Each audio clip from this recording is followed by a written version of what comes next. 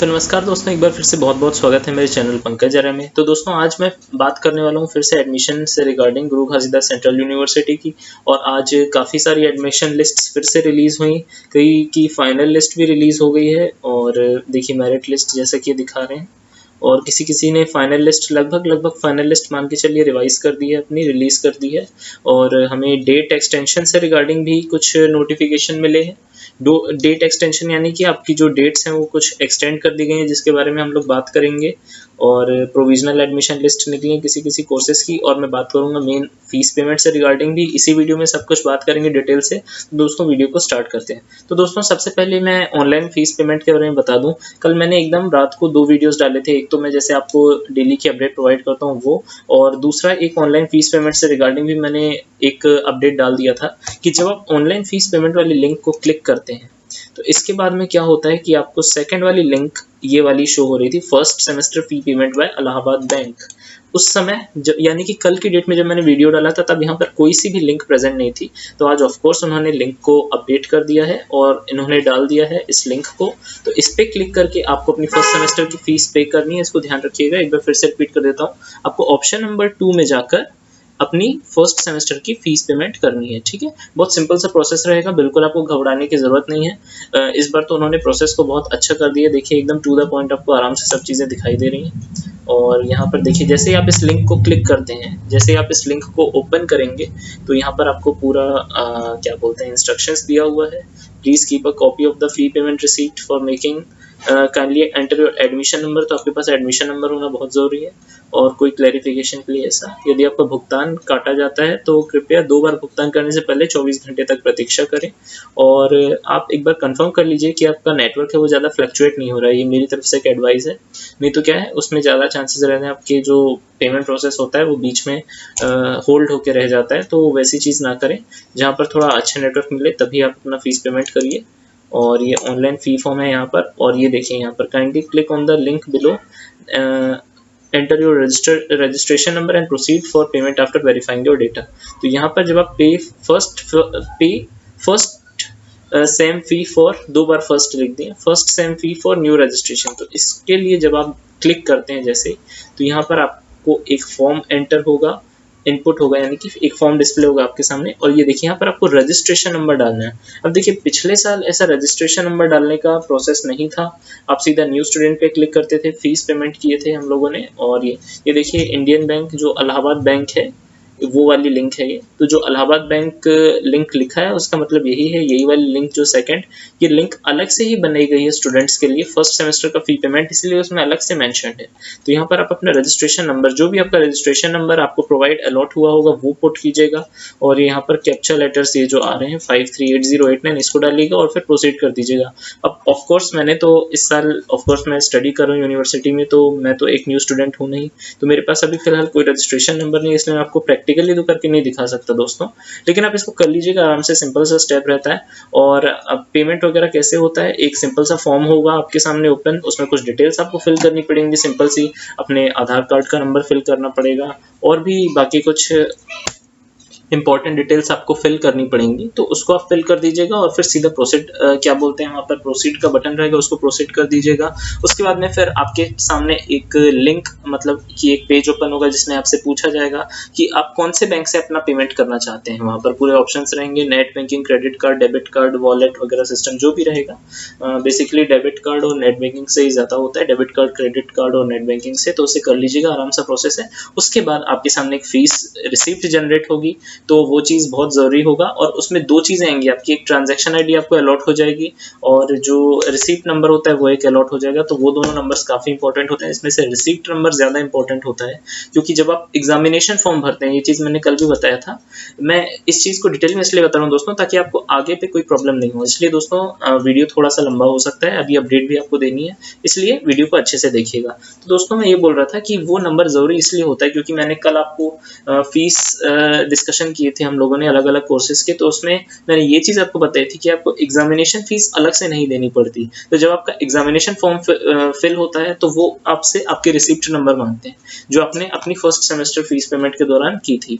तो वो चीज़ जब आप एंटर करेंगे तो उसके लिए ऑफकोर्स आपके पास आपकी रिसिप्ट होनी चाहिए, और वो रिसिप्ट आपके पास सुरक्षित रहे उसके लिए इन्होंने एक और अच्छा काम ये किया कि जब आपकी मतलब पूरा का पूरा प्रोसेस हो जाएगा तो यहाँ पर जब आप वापस जाते हैं तो देखिए रीजनरेट ई रिसिप्ट लिखा हुआ है यहाँ पर।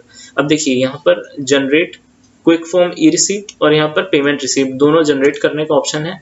तो इसमें जैसे ही आप अपना ट्रांजैक्शन आईडी डालेंगे, आपकी ट्रांजैक्शन आईडी आपको अलॉट रहेगी। मैंने बताया है कि जब आपका पेमेंट हो जाएगा तो आपको ट्रांजैक्शन आईडी मिलेगी, या फिर जब आपका पेमेंट करने से पहले ही आपको अलॉट हो जाएगी। तो फिर उसको जैसे ही आप डालेंगे तो यहाँ पर, लेकिन आपका पेमेंट ऑफ कोर्स कंप्लीट हो जाना चाहिए। तो आपकी रीप्रिंट रिसिप्ट, यानी मान लीजिए आप उस समय प्रिंट नहीं कर पाए, वैसे तो बिल्कुल गलती नहीं कीजिएगा, उसी समय प्रिंट कर लीजिएगा। लेकिन अगर किसी कारण से आप नहीं कर पाए तो उस केस में आप यहाँ पर ट्रांजैक्शन आईडी डाल के उसको भी कर सकते हैं। तो ये सिंपल सा क्राइटेरिया था इसका फीस पेमेंट का। इसके बारे में ज़्यादा आपको चिंता करने की कोई ज़रूरत नहीं है, और फीस पेमेंट रिसिप्ट को संभाल के रखिएगा। अब नेक्स्ट चीज़ आते हैं सीक्वेंस में, हम लोग डेट जो एडमिशन की एक्सटेंड कर दी गई है उससे रिगार्डिंग आते हैं। तो इसमें लिखा हुआ है कि ये कुछ संशोधन किया जा रहा है। इसमें यूजी पाठ्यक्रमों के प्रथम चरण प्रवेश की अंतिम तिथि 23/9 को बढ़ाकर 30/9 किया जाता है, यानी कि 23 सितंबर से बढ़ के 30 सितंबर तक डेट्स एक्सटेंड हो गई हैं। कार्यालयीन ज्ञाप दिनांक 19 सितंबर में निचले क्रम में उल्लेखित तिथियों तदनुसार एक एक सप्ताह के लिए आगे बढ़ाई जाती हैं, और दोनों कार्यालयीन ज्ञापों के शेष प्रावधान यथावत रहेंगे। तो देखिए यहाँ पर तो डेट एक्सटेंशन लिखा है, लेकिन ये जो डेट एक्सटेंशन का जो इफेक्ट है ये आपको बाकी नोटिफिकेशंस में देखने को नहीं मिलेगा। इसीलिए मेरी एडवाइस यही रहेगी कि अगर 21 से 23 तक का फीस पेमेंट का है तो आप कोशिश कीजिए आप 22 को ही कर दें, आप उस लास्ट 23 से पहले ही कर दें। क्योंकि अगर कोई कारण से, क्योंकि अगर देखिए ऐसा कुछ होगा तो कल फिर से रिवाइज्ड डेट्स आ जाएंगी, लेकिन अभी तक तो फिलहाल हमने जितने डॉक्यूमेंट्स को देखा है तो उसमें तो अभी हम लोगों को यही देखने को मिला कि आपको 23 तक ही फीस पेमेंट करना है, इसलिए इसमें नहीं रहिएगा। और कई ने तो ये भी कह दिया है कि 25 को आपकी वेटिंग लिस्ट निकलेगी, तो इसीलिए कंफ्यूजन वाली बात हो जाती है कि एक जगह पर आपने फाइनल डेट फिक्स कर दी और उसके बाद में हम डेट एक्सटेंड कर रहे हैं, तो उसका इफेक्ट भी सब डॉक्यूमेंट्स में दिखना चाहिए। तो हो सकता है कल रीअपलोडिंग हो डॉक्यूमेंट्स की, इसलिए अगर आप अभी तुरंत करने जा रहे हैं तो थोड़ा सा वेट कर लीजिए। मेरे हिसाब से आज 21 ही है, 23 है अगर लास्ट डेट, तो 22 को कर लीजिएगा, कोई प्रॉब्लम नहीं होगी। तो मेरे हिसाब से थोड़ा सा वेट कर लीजिए। अगर डेट एक्सटेंड हो रही है उस केस में, अगर आपका कोई, आपको लग रहा है कोई डॉक्यूमेंट वगैरह मिसिंग है, या फिर आपको डॉक्यूमेंट भी आगे सबमिट करना है, या फिर किसी कारण से अगर आपका एडमिशन किसी भी वजह से थोड़ा सा चांसेस है रुकने का, तो उस केस में अभी आप फीस पेमेंट थोड़ा सा रुक जाइए, लेकिन कल ज़रूर कर दीजिएगा। कल थोड़ा सा वेट कर लीजिएगा, दोपहर आफ्टरनून तक का अगर कोई नया नोटिफिकेशन आता है तो उसका वेट कर लीजिएगा। अगर डेट एक्सटेंड हो जाती है तो फिर आप आराम से अपना जो डॉक्यूमेंट सबमिट करना है तो उसको सबमिट कीजिए और बाकी का काम कर दीजिए। अब हम लोग आते हैं बीएससी मैथमेटिक्स ऑनर्स। देखिए फीस पेमेंट से रिगार्डिंग आपको ज़्यादा चिंता करने की बात नहीं है। आपको फीस पेमेंट करनी है, उसकी रिसीप्ट आ जाएगी आपके पास में। जैसे आपने पहले डॉक्यूमेंट सबमिट किए थे, आपकी हर एक नोटिफिकेशन में जहाँ पर आपकी मेरिट लिस्ट है उसमें सब चीज़ें मेंशन है, आपको क्या चीज़ें सेंड करनी है। तो मैं उम्मीद करता हूँ कि आपसे वो चीज़ बन जाएगी। अगर कोई कन्फ्यूज़न होगी तो नीचे कमेंट सेक्शन में बताइएगा, मैं उससे भी रिगार्डिंग आपको एक अच्छा सा अलग से वीडियो बना के बता दूंगा। वैसे मेरे हिसाब से आपको कोई प्रॉब्लम नहीं जाना चाहिए। मैंने जैसे आपको पहले बताया था आपको कैसे PDF क्रिएट करना है, कैसे आपको मेल आईडी पर सेंड करना है, तो उसमें आप अपने डॉक्यूमेंट्स जैसे जो लगाए थे ना, उसके साथ में आपको बस अपनी फी रिसिप्ट को और ऐड कर देना है। जो आपकी फी रिसिप्ट रहेगी ना दोस्तों, उसको आप स्कैन करके लगा दीजिएगा, बस आपका काम हो जाएगा। तो वो उसको मिला के एक PDF बना दीजिएगा, और जो भी डॉक्यूमेंट्स आपके उसमें मेंशन्ड हो, आपके नोटिफिकेशन में मेंशन्ड हो, उसको लगाकर जो स्पेसिफाइड ईमेल आईडी है उसको रिस्पेक्टिव डेट तक सेंड कर दीजिएगा। डेट एक्सटेंशन के चक्कर में अभी मत रहिएगा। अगर कुछ नहीं होता है तो कल दोपहर तक तो आप काम कर ही दीजिए, कोई दिक्कत वाली बात नहीं होगी। अगर आपको कोई भी डाउट नहीं है तो, और बाकी कोई क्वेरीज हैं तो डिपार्टमेंट से आप कांटेक्ट कर ही सकते हैं, और जो बाकी बची हुई डाउट्स हैं वो आप कमेंट सेक्शन में पूछ सकते हैं, मैं क्लियर करूंगा। अब आते हैं हम मेरिट लिस्ट सेक्शन पर, थोड़ा सा टाइम हो गया है तो अब शुरू करते हैं इसको। मेरिट लिस्ट आते हैं बीएससी ऑनर्स के लिए, तो ये लिस्ट काफ़ी लंबी है, 48 पेजेस की है, और ये देख सकते हैं कंप्लीट कॉमन मेरिट लिस्ट, यानी कि ये फाइनल लिस्ट नहीं है फिर से, क्योंकि ये देर से निकाली गई है थोड़ी, तो इसीलिए ये चीज़ हम पहले निकलने वाली थी लेकिन थोड़ा सा लेट हो गया। ऑफ कोर्स देखिए, आप देख ही सकते हैं 48 पेजेस की लिस्ट है, काफ़ी लंबी लिस्ट है, तो टाइम लगा होगा, कुछ उनका प्रोसीजर चला होगा।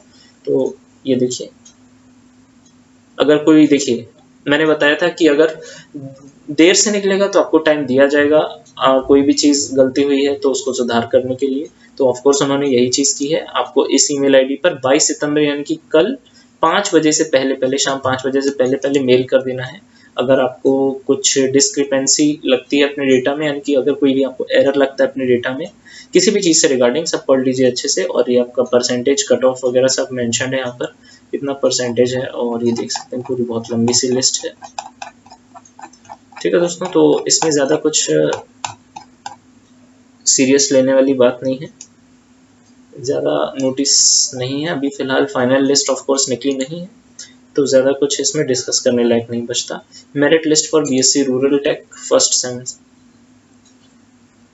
ये देखिए, ये शायद फाइनल मेरिट लिस्ट जैसे दिखाई दे रही है, तो ये लगभग फाइनल मेरिट लिस्ट मान के चलते हैं इसको। और ये देखिए, ये 32 20 11 51 प्रोविजनल लिस्ट, तो ठीक है, तो ये भी प्रोविजनल लिस्ट ही थी, प्रोविजनल एडमिट लिस्ट है, यानी कि अभी मतलब इसको कोई सी भी मेरिट लिस्ट बोल लीजिए यहाँ पर, क्योंकि यहाँ पर बोल रहे हैं applicants in this list should deposit first semester fees. अब जब इन सभी को डिपॉजिट करने को बोल रहे हैं, तब इसको लगभग फाइनल ही मान के चलते हैं। तो अब यहाँ पर लिखा हुआ है कि जितने भी एप्लीकेंट्स हैं ऊपर के, हाँ ये देखिए, अगर आपको कोई भी डिस्क्रिपेंसी दिखती है डेटा में, तो 19 या 19 तो डेट निकल चुकी है, तो ये तो चीज़ थोड़ी सी अजीब लगी। Next, applicants in this list should deposit first semester fees 5350 up to 23 का डेट दी है इसको। तो मेरे अकॉर्डिंगली आप थोड़ा सा कल आफ्टरनून 12-1 तक का वेट कर लीजिए, उसके बाद में आप ये प्रोसेस कर दीजिए, कोई दिक्कत वाली बात नहीं। फिर आपकी waiting list will be prepared due to non deposit of fees in the first list, ठीक है। Waiting list will be displayed on 25 and the instruction will be issued at that time. किसी कारण से आपका फीस पे नहीं हो पाता है, होल्ड हो जाता है किसी कारण से, तो आपका नाम वेटिंग लिस्ट में चले जाएगा, और उसके बाद आगे का प्रोसेस यूनिवर्सिटी बताएगी। तो कोई भी ऐसा काम ना करे जिससे आपका नेम वेटिंग लिस्ट में चला जाए। सब डेट्स को सीरियसली लीजिए और सब चीज़ को टाइम टू टाइम कर दीजिए। नेक्स्ट हमारा बीए जर्नलिज्म मास कम्युनिकेशन,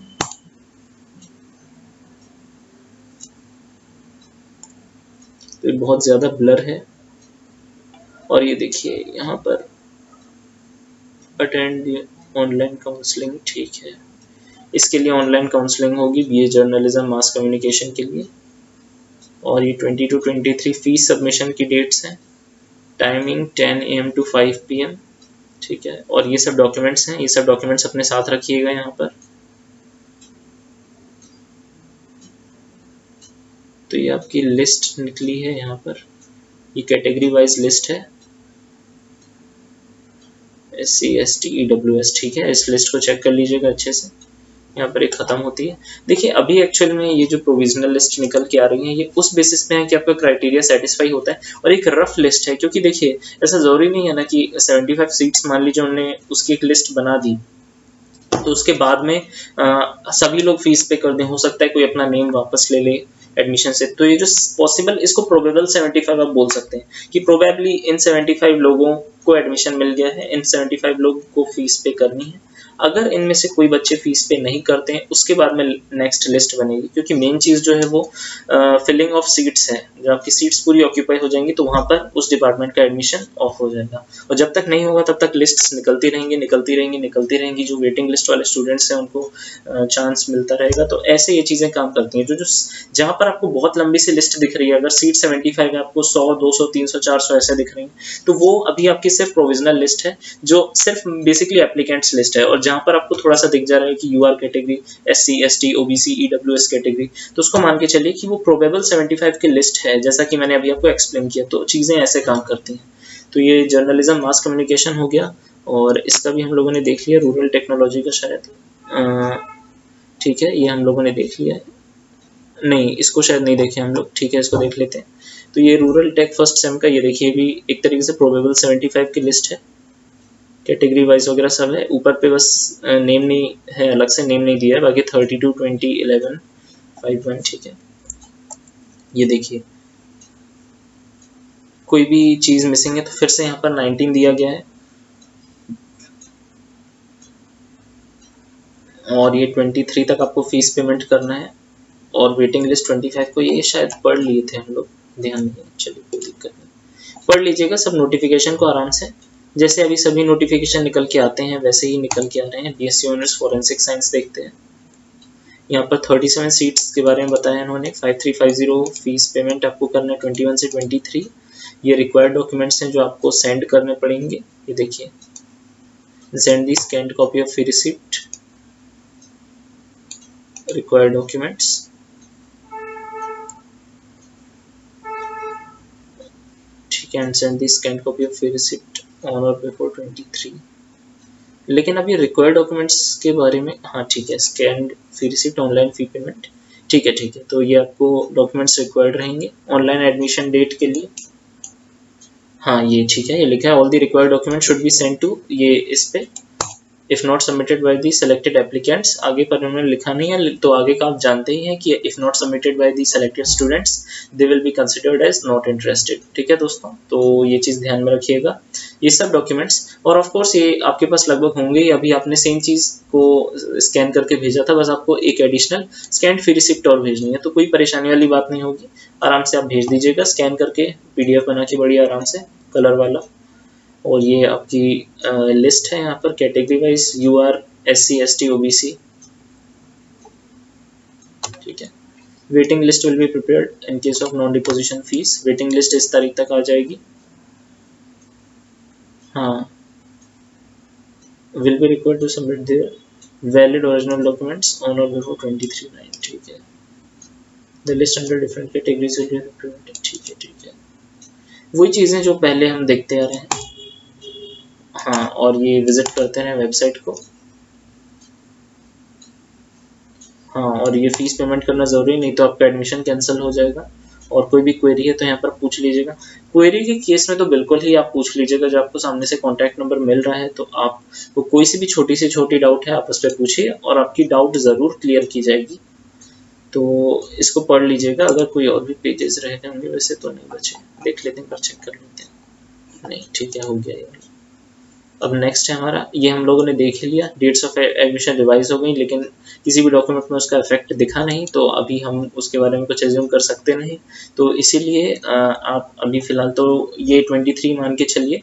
अभी 21 तारीख की निकली है डेट आपका कंप्यूटर साइंस के लिए, और इसमें आपको last date of fees deposit, देखिए इसमें आपको थोड़ा सा दिखा है इफेक्ट वो नोटिफिकेशन का, ठीक है। तो ये देखिए यहाँ पर 30 सितंबर इन्होंने लिख दिया है, यानी कि इन्होंने डेट बढ़ा दिया एक हफ्ते के लिए, तो चलिए ठीक है, किसी एक में इफेक्ट दिखा। और इसमें कुछ ऑनलाइन काउंसलिंग भी होनी थी, तो वो लिंक वगैरह आप विजिट कर लीजिएगा। इससे रिगार्डिंग पहला जो नोटिफिकेशन आया था उसमें आप विजिट कर लीजिएगा, मैंने पूरा बताया, गूगल फॉर्म वगैरह भरना था आपको, और उसकी शायद डेट निकल चुकी है उसको भरने की।